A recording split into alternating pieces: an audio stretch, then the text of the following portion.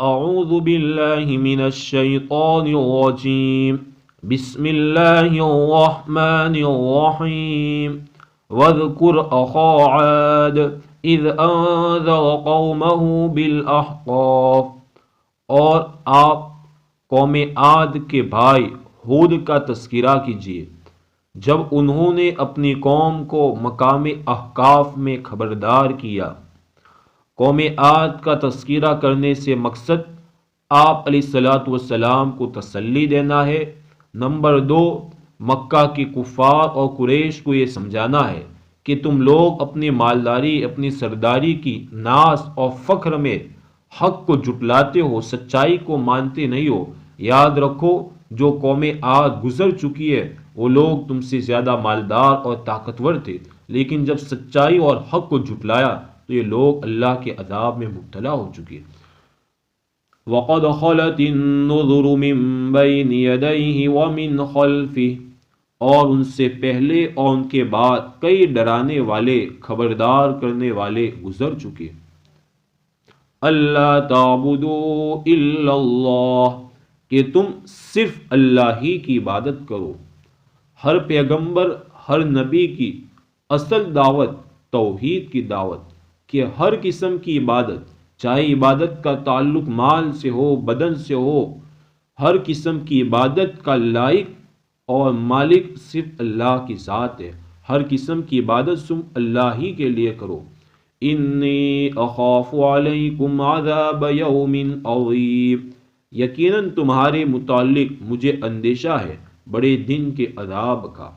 توحید کو قبول نہیں کیا، اللہ کی اطاعت اور فرمانبرداری کو قبول نہیں کیا، اللہ کے حکم کے آگے اپنے آپ کو جھکانے کے لیے تیار نہیں کیا، تو اندیشہ ہے کہ تمہیں کسی دن اللہ کا عذاب اپنی پکڑ میں لے لے۔ قالوا اجئتنا لتأفکنا عن آلہتنا، قوم کے لوگوں نے کہا کیا تو ہمارے پاس اس لیے آیا ہے کہ تو ہم کو ہمارے معبودوں سے پھیر دے۔ سیدنا ہود علیہ الصلوۃ والسلام نے اپنی قوم کو توحید کی طرف بلایا تو قوم کا جواب یہ تھا کہ اے ہود، تو ہمیں ہمارے معبودوں سے پھیرنا چاہتا ہے؟ فَأْتِنَا بِمَا تَعِدُنَا إِن كُنتَ مِنَ الصَّادِقِينَ، اس عذاب کو ہمارے پاس لے آ جس کا تو ہم سے وعدہ کرتا ہے اگر تو سچا ہے۔ تو جو کہہ رہا ہے کہ توحید کو قبول نہ کرنے کی بنا پر عذاب آئے گا تو اس عذاب کو لے آ اگر سچا ہے۔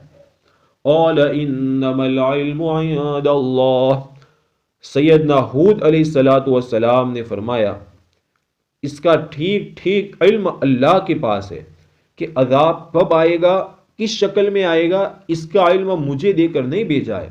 مجھے کیا دے کر بھیجا ہے؟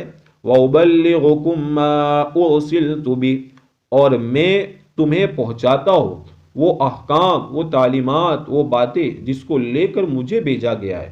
یعنی اللہ کا پیغام، اللہ کا میسیج جو اللہ نے مجھے دیا ہے وہ میں تم تک منتقل کرتا ہوں، تمہاری تک پہنچاتا ہوں، لیکن یہ عذاب کا آنا یہ میرے اختیار میں، میرے کنٹرول اور میرے بس میں نہیں ہے۔ وَلَكِنِّي أَرَاكُمْ قَوْمًا تَجْهَلُونَ، لیکن میں دیکھ رہا ہوں تم کو ایسی قوم جو نادانی کی باتیں کر رہی ہو۔ میں تمہیں سمجھاتا ہوں کہ اللہ کی نافرمانی سے تم عذاب میں مبتلا ہوگے، لیکن تم اس بات کو نہ مانتے، لیکن تم تو ڈٹائی کے ساتھ کہہ رہے ہو کہ اس عذاب کو لے آ، یہ جہالت کی بات ہے۔ فَلَمَّا رَأَوْهُ عَارِضًا، پھر جب ان لوگوں نے اس عذاب کو پھیلے ہوئے بادل کی شکل میں دیکھا، مستقبل اودیتہم، جو ان کی وادیوں کی طرف آ رہا تھا، قالوا، کہنے لگے، ھذا عارض ممطرنا، یہ بادل ہے جو ہم پر بارش برسائے گا۔ آسمان میں ایک بادل دیکھا جسے دیکھ کر یہ سمجھے کہ یہ بارش آنے کے لیے، ہم پر بارش برسانے کے لیے اللہ پاک نے اس بادل کو بھیجا ہے۔ بل هو ما استعجلتم بہ، نہیں بلکہ وہی عذاب ہے جس کو تم نے جلدی طلب کیا تھا، جلدی مانگا تھا۔ یہ بادل تم پر بارش نہیں برسائے گا بلکہ اللہ کے عذاب کا کوڑا تم پر برسنے والا ہے۔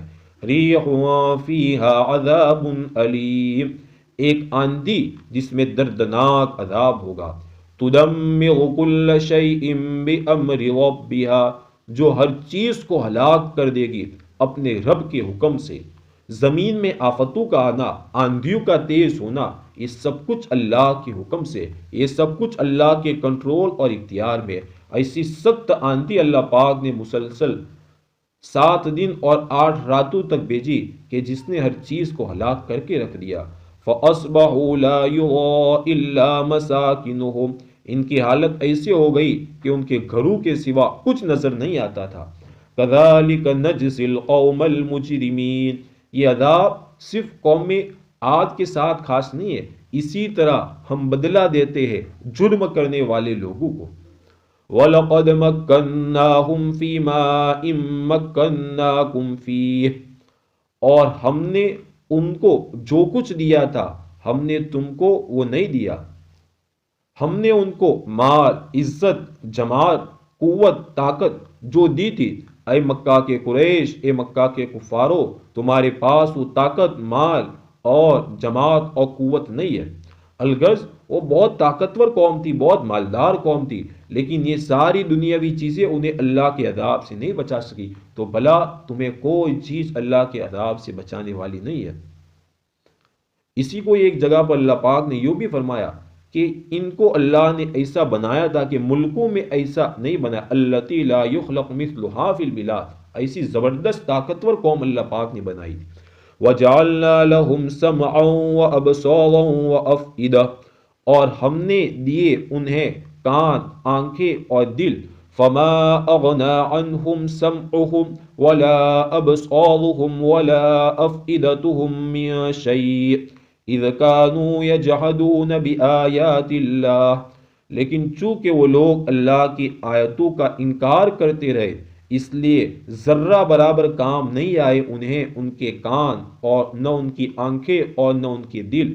اللہ نے کان دیے تھے کہ سچائی کو سن کر قبول کرے، نصیحت کی باتوں کو سنے، آنکھیں دی تھی قدرت کی نشانیوں کو دیکھ کر اس میں غور و فکر کرے، دل دیا تھا کہ سوچے سمجھے حق کیا ہے باطل کیا ہے، لیکن اللہ کی دی ہوئی ان نعمتوں کا، ان اعضاؤں کا صحیح استعمال نہیں کیا۔